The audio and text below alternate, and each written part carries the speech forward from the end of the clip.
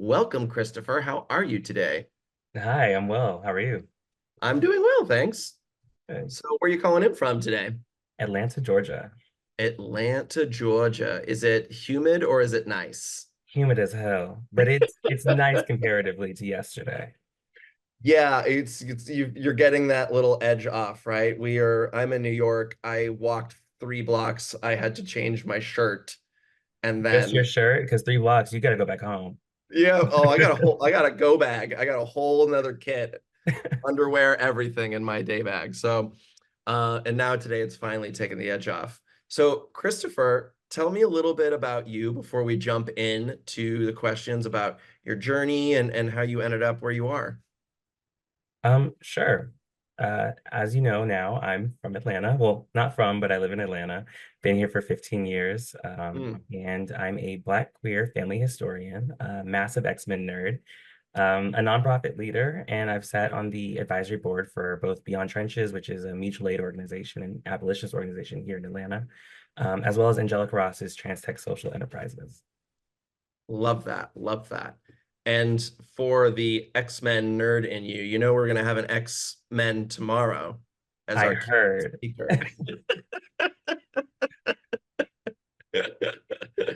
Okay, so I love hearing about that, and we're huge, huge supporters and fans of Trans Tech Social here at Power to Fly. We love all the work that y'all do, so thank you for that as well. Absolutely.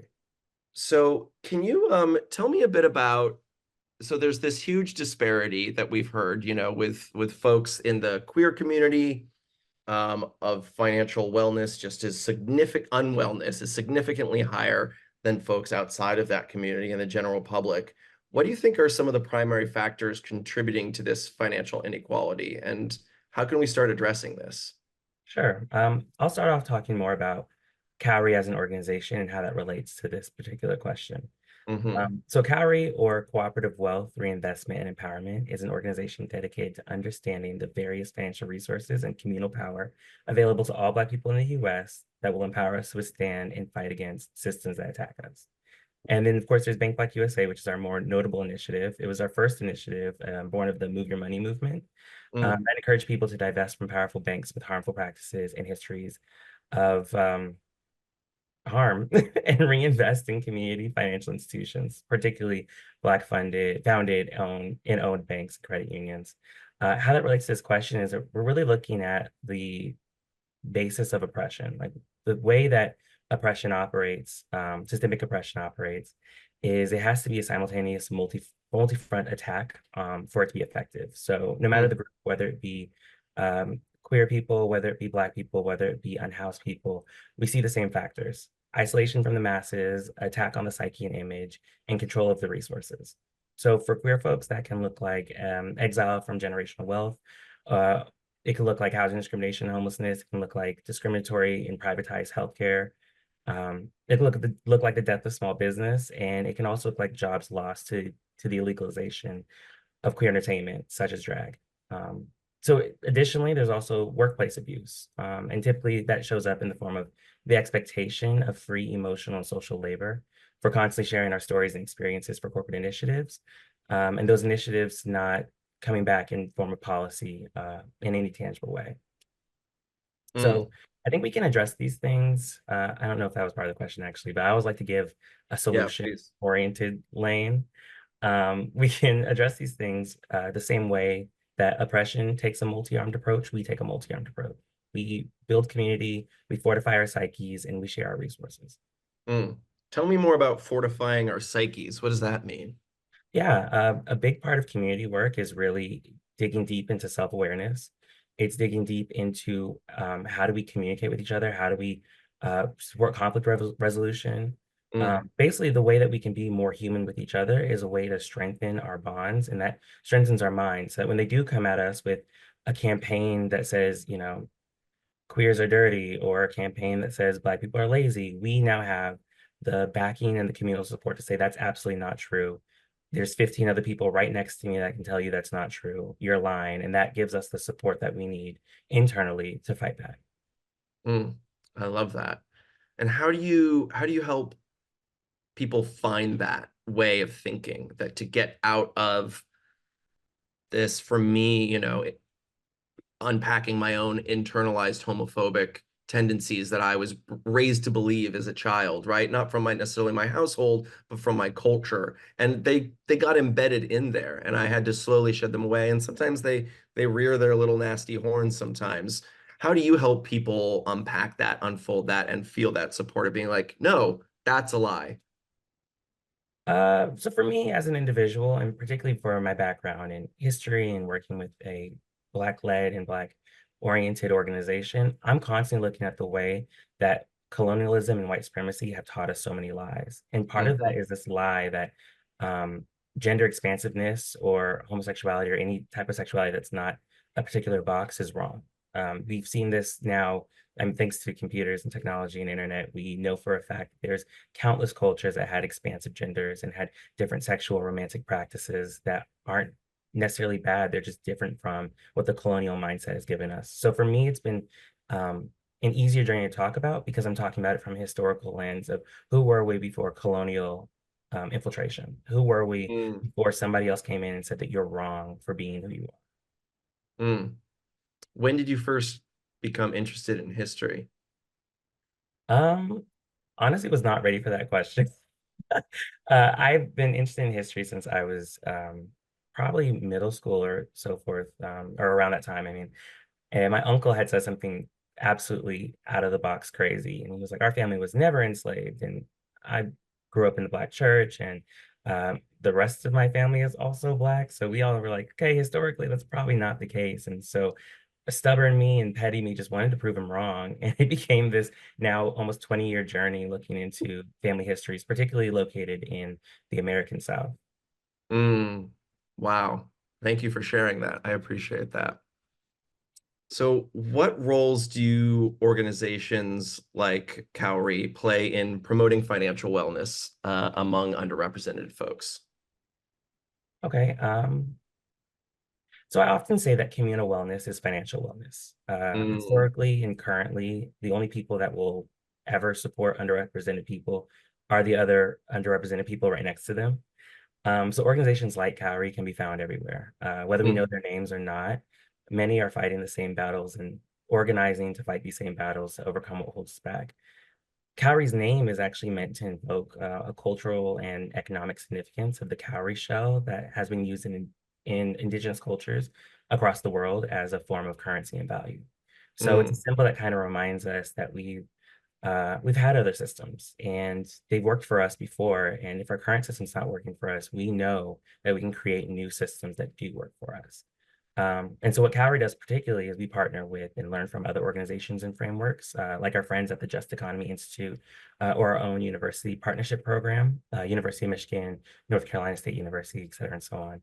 And we form a resource network, and then we bring back to share with others that may not have the same access to the spaces that we have access to. And we talk about those things in a way that they can understand and is tangible and um, bite-sized enough to fully grasp. And then, of course, we have our Bank Black USA initiative, and that just shares data and tangible locations for community support. It's kind of historical and also proven now that whenever we're denied from a seat at the table, we'll build our own table. And that's really what the organization seeks to promote.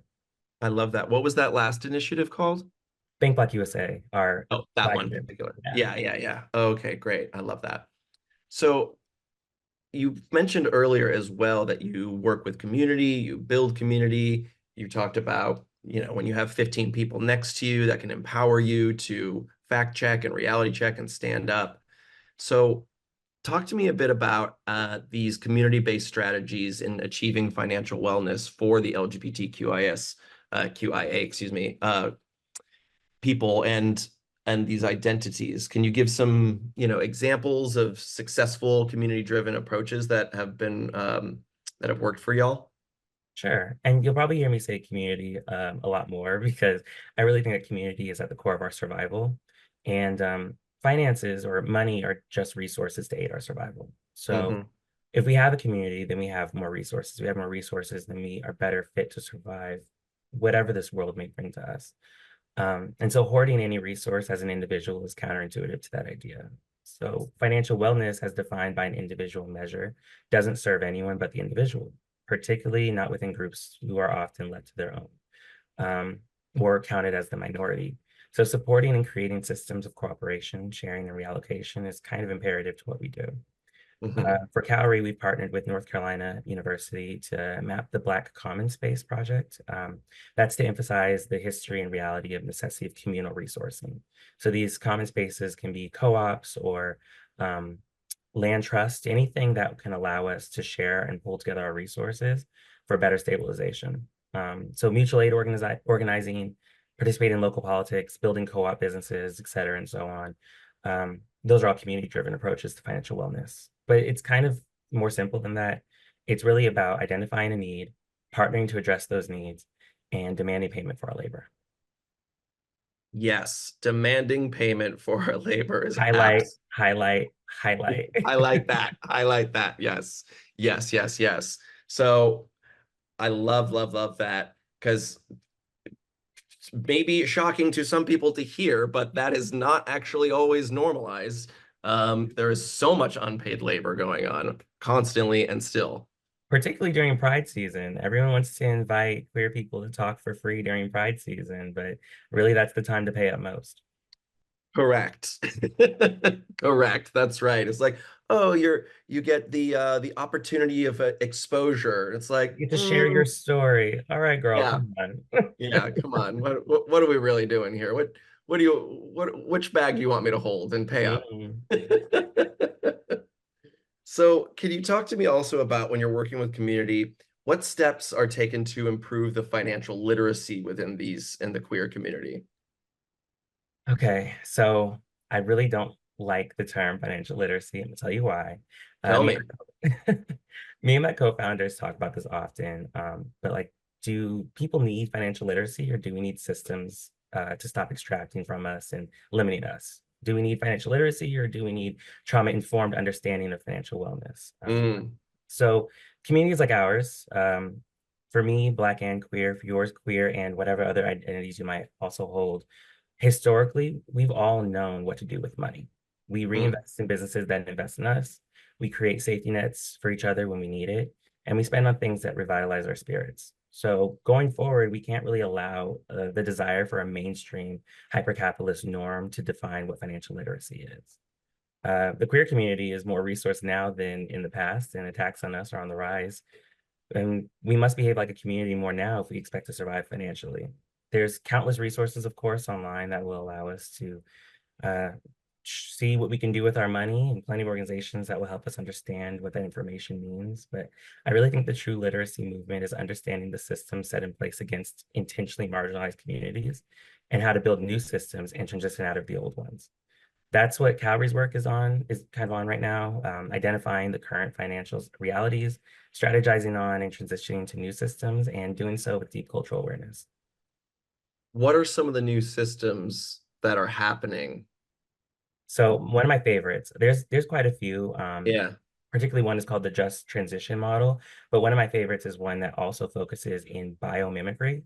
So looking at the way that nature has formed ecosystems that Hmm. can support each other, and ecosystems in our economy are just systems of survival, systems of balance, systems of resource allocation. Mm, So we can learn a lot from nature if we see that there's uh, what's a good example? So there's this fruit called a salmonberry in the Pacific Northwest, and mm, salmonberry, um, when its outer layers drop off when it's growing its flower, those layers nutrient the soil. The soil, when it starts to rain in that region, takes that nutrient down the hill, and it'll end up feeding this moss. I forgot the name of the moss, but it feeds that moss that's down by the lower part of the bank that usually doesn't get any attention. That moss then feeds a certain animal. Now I'm blanking on all the names, but a certain animal in that region is also fed by it. And so we see this cycle of communal support just from mm. one thing for thriving. And we can make that our reality if we reinvent our systems, if we move some things around, if we fight back, essentially. I love that. Yeah, this symbiotic relationship of how it's all connected. But and speaking to what you're saying earlier, the opposite of success is actually hoarding your resources, right? Because it's not in flow then, and then you're just in this more is more mentality, and continues to stay in the wealthy and out of the hands of the people that need it. So I love this beautiful visual of like recreating systems that are shown to us in nature. How do you actually implement that?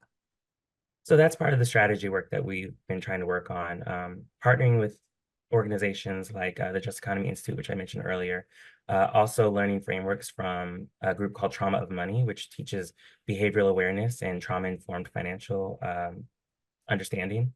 Those kind of frameworks are all being taught across the country currently because everyone's suffering economically at the moment. Mm-hmm. Everything seems to be so good according to reports, but everyone's Sure. struggling. And so there's so many organizations that for decades now have been really trying to look at how to transition into the new system. And a lot of the information is still up in the air. We still don't actually have anything finite because we've not really been in a position to try out the new things. But COWRIE wants to understand the old system, understand exactly how those things were born and how they operate, so we can better come up with a strategy and a blueprint for those transitions. I love hearing that. And thinking ahead to new, I'm going to throw you a little bit of a curveball right now. Let's do Thinking it. ahead of these new systems, has the conversation between like about digital money and cryptocurrencies, has that been part of the conversation with y'all? Oh my goodness. So my co-founder John would love to hear this question. He's actually All right, he, John, this one's for you. We're yeah, gonna do come on, John, bring that over. He's been working on a huge list of what Bitcoin is, what uncentralized or decentralized currency is, how crypto is affecting the masses from a misinformation, disinformation, and also a factual sense. He's working on a huge report, and we cannot wait to launch that, I think, early next year. That is definitely something front of our minds, particularly decentralizing currency and what that looks like with the rise of other currencies adding in value and joining together to take out the US currency. Yeah, it's pretty wild because there's full countries adopting some of these currencies now, and we're just getting started. It's like we Yeah. don't know what's gonna happen. Yeah. And we have to be a little bit more prepared, don't we? So I hope that this report will be helpful for everyone who comes to our organization for information. Yeah. And when you're talking to people about taking care of their own financial wellness, let's say they have trauma, they're in debt, and they're working just to get out of the hole, what is step one? I think step one is definitely being more informed of where of how the gotcha happened, right? Like a lot of debt is because there's complicated language, there's a misunderstanding of what the terms were. There's also what's it called? As it incurs, I'm blanking on the name for some reason. Uh, interest that just blows the your understanding of what you were going to owe at the end of it out of the water, and it didn't give you good preparation to fight back against this debt. I'm going to call it a debt movement because it seems like everyone wants to have us in debt so that they can own a piece of us. I think a big part of it is definitely learning about where the misstep happened. Mm, Um, but also the next part of that is fighting in local politics, fighting in your local arenas, fighting within community to say, where can we support each other in this moment? How can we get ourselves out of this collectively? But that also will then feed into the individual. That's really the main focus. And like I told you earlier, I'm going to say community like 1,000 times because I don't think it's ever going to be an individual struggle. You can get out of debt tomorrow and get right back into it the next day. So I think it's really about fortifying community. It's about building new systems and structures to fight against the old systems that actively would like us in debt. absolutely. That's so powerful. They just the debt movement to try to own a piece of us. Whew, I got goosebumps and it feels true. That feels true to me. And to your point, you can get out of debt and you can be in it the next before you know it. And it can happen so easily if you skip what you're suggesting is step one. Where did it happen? Where did the gotcha happen? Where did the misstep, the Well, miscommunication? actually, I would argue that step two, because the real first step is that community. Because even if you're in Mm, debt and you don't understand how you got there, community can support you staying afloat and moving on to the next step, which would then be those systems and trauma-informed financial wellness, et cetera, and so on to get us out of the thing. mm. There's also programs out there, that are 12-step related with finances and stuff. Do you guide people towards those free resources, or are you wary of things like that? What is your Um, opinion? well, free resources are always sketchy only because they can be offered by anyone, anybody with no background in it or no understanding of it could offer those things. And disinformation is rampant right now. So I'm not necessarily worried about the fact that it's a free anything. I think that's great, but just know the background of where you're getting the information. COWRIE, I think by the end of the summer, we'll be offering our trauma-informed financial wellness facilitation. So we can talk a lot about like what does it look like to have an addiction mindset with your money? What does it look like to Mm, have a fear of money? What does it look like to have childhood trauma based in money? And we'll be offering those by the end of the summer, I believe. My co-founder and I, Stefan Coward and myself, both have a certification from Trauma of Money, which I mentioned earlier in their framework. And that framework is really about behavioral analysis and the financial system. well, I think that's so fantastic that you're putting that together. I think that's going to be incredibly valuable to a lot of people. I agree. Yeah, because when you were firing off those three things, it was like, yeah, for some folks, it's going to be all three of those because they're so interconnected. Yeah, Yeah. absolutely. Yeah. Is there any, have you found with your own, like, how much of your own personal experience do you bring to your work? When you're working with people, is it, do you want to like connect with them on your personal story at all? Or do you try to stay with the book of like, here's the framework? I always bring my full self anywhere I go as much as I can without shaking things up too much. I really think that's part of the work of community. I think that's part of the work of trauma-informed strategies is to bring yourself and your story into the space. And that's the way that you can form the bonds necessary to, what's the word I keep using now? Fortify. To fortify a community, Mhm. fortify our psyches. That's the best way to do it is to bring yourself in. You find those common bonds and you build from there. Mhm. I love that.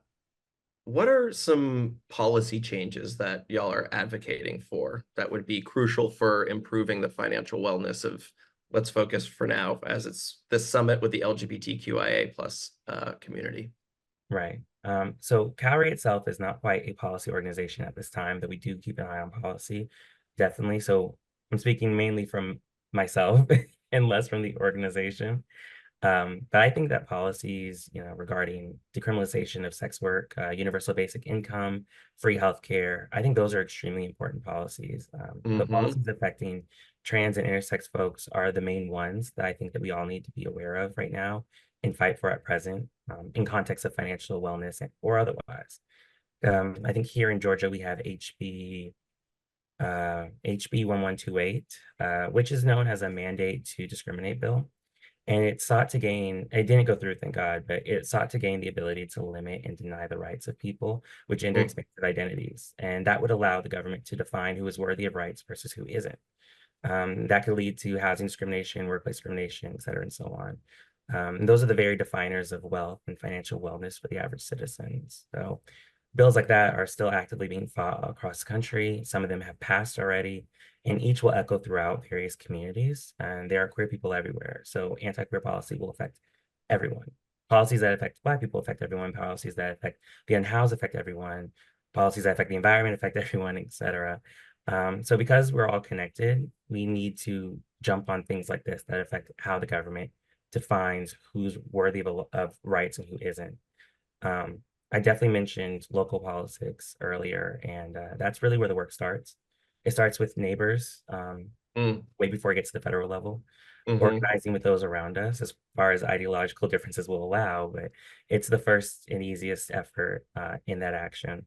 Finding the issues that we have in common and addressing those issues. And it's kind of the brick by brick approach, right up until we have enough of a foundation built, and then we can share those blueprints throughout the nation.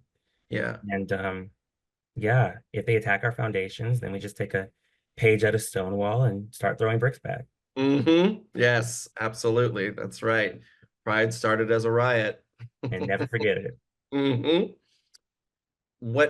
That sounds like a really clear, like perfect roadmap and I can hear it from the point of view of an individual. How can an organization apply that roadmap of getting involved? Sure. Organizations are communities too. They're a group of people with a shared value and a shared mission, and they're all working towards a particular something.